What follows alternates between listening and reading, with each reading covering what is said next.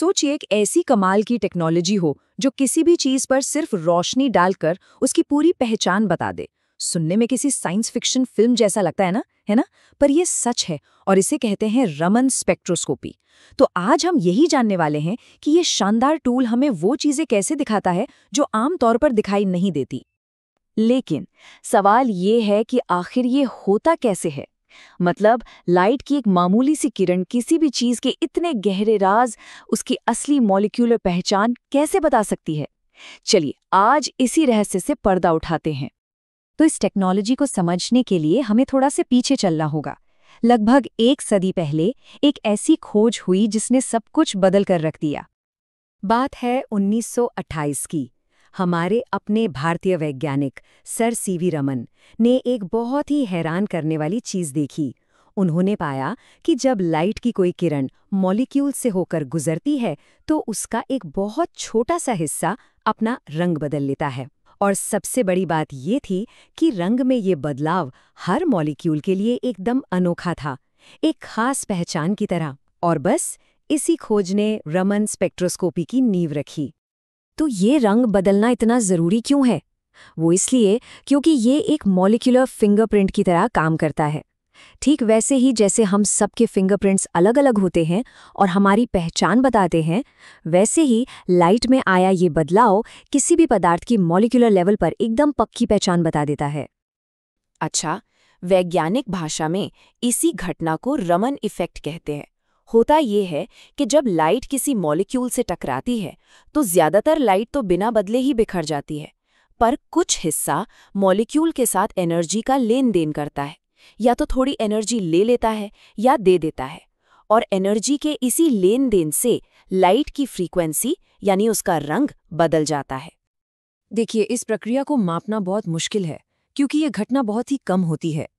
अंदाजा लगाइए, किसी मॉलिक्यूल से टकराने वाले 10 लाख लाइट पार्टिकल्स में से सिर्फ एक पार्टिकल की एनर्जी बदलती है, सिर्फ एक। बाकी के सारे पार्टिकल्स, जिसे रेले स्कैटरिंग कहते हैं, वो तो बस एक गेंद की तरह बिना बदले टकराकर निकल जाते हैं। लेकिन वो जो एक पार्टिकल है ना, जो रमन स्कैटरिंग से गुजरता है, सारी जानकारी उसी में छिपी होती है। तो देखा जाए तो प्रोसेस बहुत सीधा साधा है। सबसे पहले सैंपल पर एक लेजर मारी जाती है। ज्यादातर लाइट बिना बदले बिखर जाती है। कुछ लाइट पार्टिकल्स एनर्जी का लेन देन करते हैं, जिससे उनका रंग बदल जाता है। और फिर रंग के इसी बदलाव को बहुत ही सटीकता से मापकर उस पदार्थ का अनोखा मॉलिक्यूलर फिंगरप्रिंट तैयार कर लिया जाता है। है ना सिंपल, पर बहुत ही पावरफुल। लेकिन अब सवाल यह है कि लाइट में इतने छोटे, इतने बारीक बदलाव को हम मापते कैसे हैं? इसके लिए एक बहुत ही सटीक मशीन की जरूरत होती है, और उस मशीन को कहते हैं रमन स्पेक्ट्रोमीटर। आइए देखते हैं कि इस ब्लैक बॉक्स के अंदर आखिर होता क्या है। तो इस मशीन के अंदर कई जरूरी हिस्से मिलकर काम करते हैं। एक लेजर है जो बिल्कुल शुद्ध एक ही रंग की लाइट देता है। सैंपल को रखने के लिए एक होल्डर होता है। फिर लेंस और शीशे होते हैं जो लाइट को ठीक जगह पर फोकस करते हैं। इसका सबसे जरूरी हिस्सा है स्पेक्ट्रोमीटर, जो एक प्रिज्म की तरह काम करता है और बिखरी हुई लाइट को उसके सारे रंगों में तोड़ देता है। और आखिर में एक बहुत ही सेंसिटिव डिटेक्टर इस पूरे पैटर्न को कैप्चर कर लेता है और हमारा मॉलिक्यूलर फिंगरप्रिंट रिकॉर्ड हो जाता है। पर ये मत सोचिए कि ये टेक्नोलॉजी सिर्फ लैब में बंद रहती है। अरे नहीं, असली दुनिया में इसके इस्तेमाल इतने कमाल के हैं कि आप हैरान रह जाएंगे। ये उन जगहों पर प्रॉब्लम सॉल्व कर रही है जिनके बारे में हम सोच भी नहीं सकते। चलिए देखते हैं रमन स्पेक्ट्रोस्कोपी को काम करते हुए। इसकी पहुंच बहुत बड़ी है। दवा कंपनियों में दवाइयों की क्वालिटी चेक करने से लेकर फोरेंसिक साइंस में क्राइम सीन पर सबूत ढूंढने तक, और यहाँ तक कि म्यूजियम में रखी सदियों पुरानी कलाकृतियों के राज खोलने तक, रमन स्पेक्ट्रोस्कोपी हर जगह है। जैसे मटेरियल साइंस को ही ले लीजिए।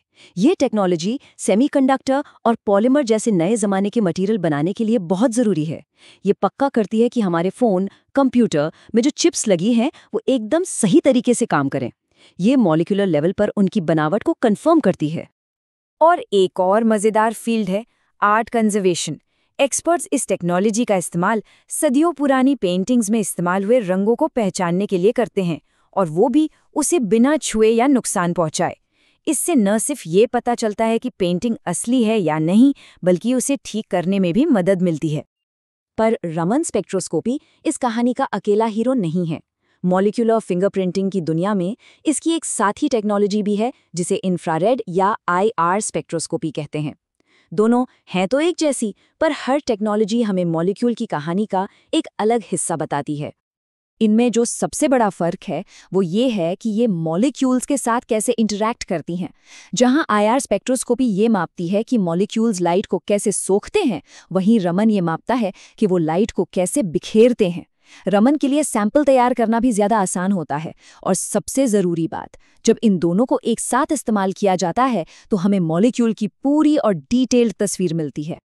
इसके पीछे का टेक्निकल कारण ये है कि दोनों टेक्नोलॉजी मॉलिक्यूल के अलग-अलग प्रॉपर्टीज को देखते हैं।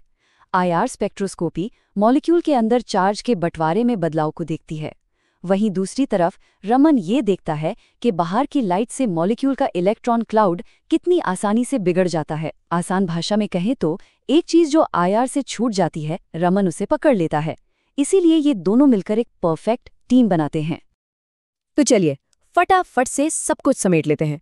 रमन स्पेक्ट्रोस्कोपी रमन इफेक्ट पर आधारित है। ये एक लेजर का इस्तेमाल करके एक परफेक्ट मॉलिक्यूलर फिंगरप्रिंट बनाती है।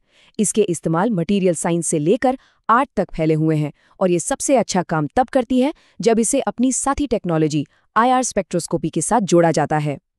तो आखिर में ये हमें एक बहुत ही रोमांचक सवाल के साथ छोड़ जाता है।